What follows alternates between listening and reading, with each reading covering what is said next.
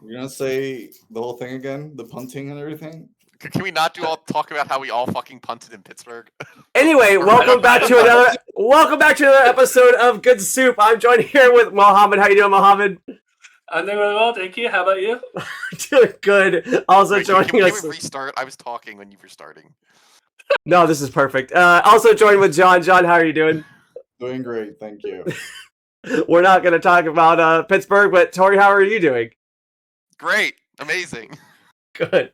We have a backup on the screen. Mai from Final Fantasy VII, a voice assistant created by Chadley.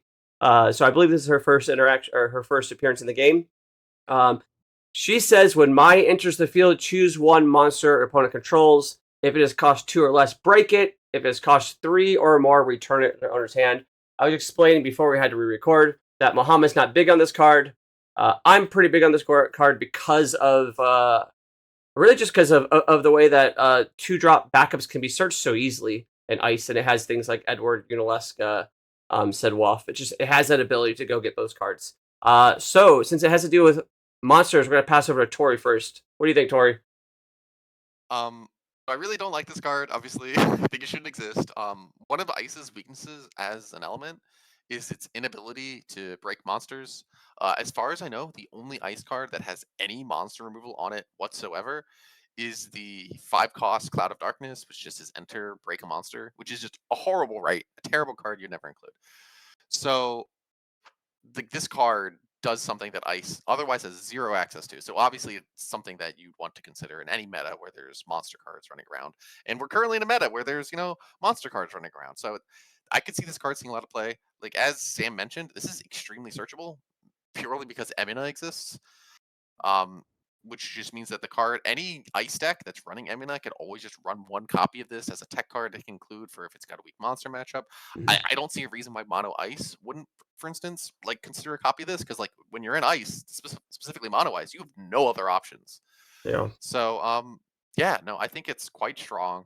I don't know if it's going to be generically good and you'll see it in every deck. I think this is something that you just want to keep in your mind anytime you're running an Ice deck and you're just like, is monsters an issue for me? And then you'd bring it out. But I don't think it's gonna be some generic Ice card you run in every single deck that you have an opportunity to. Yeah. What was your feeling on it, Mohammed? I know you weren't very high on it. Yeah, so I did take into consideration obviously how searchable, of course, the searchability.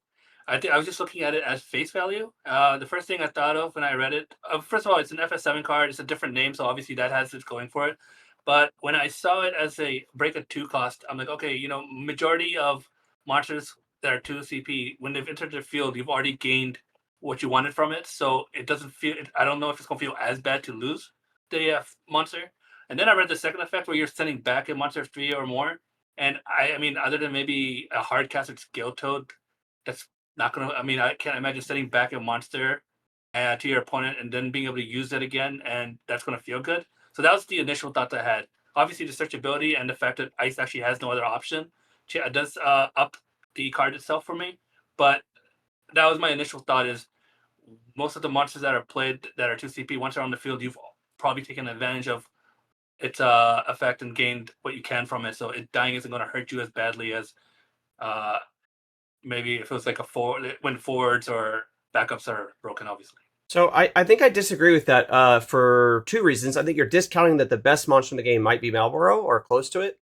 Now that Atomos has made its exit, I think that honestly, well, this would have been really good against Atomos, by the way. And Tori's deck is you still have Biblos and Tros, of course, but honestly, killing a Malboro before you play your Seymour, which allows them not to witch it, or at least not spend 2 other monsters for it, is really, really good. But also, even if you're returning a 3-drop, sometimes Ice, and Locke is a good example of this, sometimes Ice just wants to bounce a card to their opponent's hand so they can make them discard it, so they get their discard triggers. So, Shadow Dragon's a bad example, but maybe a Cerberus or something like those. Hippocampus is seen play. I believe there's a world where Sanctuary Keeper can see play, but there's just monsters that you could just return back to the hand and then you make them discard. And then you get your triggers. So that's where I see it. What about you, John? What are you thinking? Yeah, so I think all of you guys pointed at some very important things. I thought about Emina when I saw it, but like I can think of like three decks that can run this as a one-off, searchable, and use it as incidental hate. So obviously mono ice, obviously water ice bounce, and soldiers. So the 4 CP lightning legend sack can actually get it from the break zone when it attacks and play it on the field. Oh, So that's that's interesting. another Yeah, interaction because it's a 2 CP 7 and character. they're already in ice too, right? For Sephiroths. Yeah, exactly. So if you're playing soldiers, lightning ice, you can get that from the break zone and play it with sack on attack. So yeah, those are three decks that I personally like play around with, and I think it's a very good tool to just have at hand, search it, and play it when you need it. But definitely, it's a one off. It's nothing that you're gonna play in every ice deck or like a three off in anything. So yeah, it's good value when in the merit. Yeah, so Tori brought up the fact that like it's sort of like a free Alex. Alexander's interesting. It does replace itself. And maybe in like your storm decks, that's what you want. But in the type of decks I run, which are a lot of and Tori runs, and frankly Muhammad runs, a lot of these control decks, we want to play something that does value, and then it's a backup. Like that's the best type of card. Is a card Yeah. that does something, and now it's a backup. So now it's actually just generating literal CP for the rest of the game. And that's exactly what I want, particularly for my ice cards. I think if you minus Seymour, right? At least like old ice cards, they struggle to like maintain value all the time. Now lately you've been getting like Rufus, of course you have Seymour. There's another one I was saying, Sephiroth being able to attack and cause triggers and stuff. But usually ice falls behind when it doesn't continually get value. It has to close out a game. So anything that does something, that's a good example, but that closes out the game. But anything that does something and then generates CP advantage is like really good for me. And I think obviously we're overlooking sometimes that backups are just the best CP advantage, period. Particularly because I like control decks. Yeah, like I know Muhammad was saying that this card isn't like particularly good if it kills something like a blue worm, for instance, right? But let's say your opponent discarded a water card to cast that blue worm, right? That costs them 2 cards from hand, and they only got 1 card back. If you play this and kill the blue worm for like basically free, you effectively discarded a card out of their hand, right? They went from 2 cards to 1 card. So just being like a pseudo 2 CP discard spell, right? Like backup is like really good. That's basically like Lufenian, but a Lufenian that instead of needing to be your first backup is just your opponent has a monster, and the value gets even better if you're breaking like these like the value backup. I mean monsters that people run like Tros or Biblos or any of those.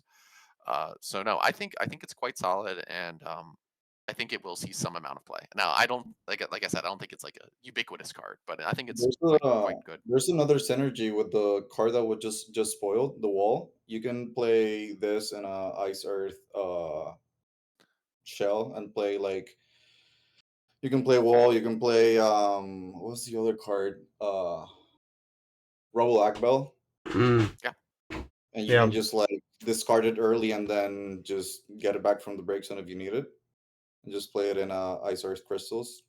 I think it's a yeah, good tool. Yeah. Yeah, you also mentioned, just killing a blue worm is like you feel fine about it. I also feel like blue worm's kind of a pain in the ass for ice decks in general. And so just killing like a future attacker, I think is like they don't really have ways to interact with it well. Like for example, the best card in the game might be Seymour. And like Seymour doesn't interact with blue worm well. Yeah. well, I mean, Dual it don't freezes it, freeze. yeah, but like, do you want to spend your dual freeze on that? I doubt it. No, you So don't. I think just killing it for like basically like you said for free is like pretty damn good. I'd like to force a Marlboro with it. Just Yeah. Yeah, if you kill Malbor with it, the yeah. ETB is basically generating 3 CP of Yeah. value. So like that's for on a 2 CP backup, that's pretty good. Yeah. Yeah, and So, and I think Marlboro it only checks the forwards that are in play when it resolves. So like correct. again, casting that Seymour afterwards, like it's still gonna be the 9K. They're gonna still need 2 monsters to kill it or whatever with their witch. I think that's pretty relevant actually, and that's only just that one card. I can think of a lot of cards that Ice wants to keep alive, whether it's Kurasame or or Rufus or whatever the big attack trigger guys are. I feel like this card's pretty good at handling that. Yeah. Yeah. Does anyone have anything else to say about the card, or anything to say about anything else, new cards or anything like that before we close out? No, I think the Good card's soup. pretty straightforward. Yeah. I want to thank obviously Square Enix for giving us, and Hobby Japan for giving us the spoiler. A lot of times I feel like the spoilers are do nothings. They get for a common. I'm pretty excited about this card personally. So definitely excited, and I also love the art too.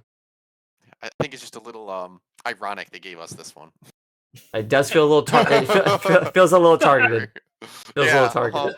So when was this character introduced? Was it in the later half of the second game? I believe it's in Rebirth. Yeah, because I don't think I'm not only about halfway through the game, so I don't remember this character. So I have no idea. I believe it's the one that you scan things with. If you go around, you scan the crystal stuff. okay. You like scan the crystal fragments. Like, you know how you have Chadley and his annoyingness. There's like another person who you go around and like scan stuff, and she like helps you scan stuff. I don't remember, but I think that's who it is. Okay, I'll have to reload that game and see. Yeah, but anyway, I appreciate you, gentlemen, for joining me, and I appreciate you guys for watching this. Of course, like and subscribe, and we'll catch you guys later. Peace. Peace.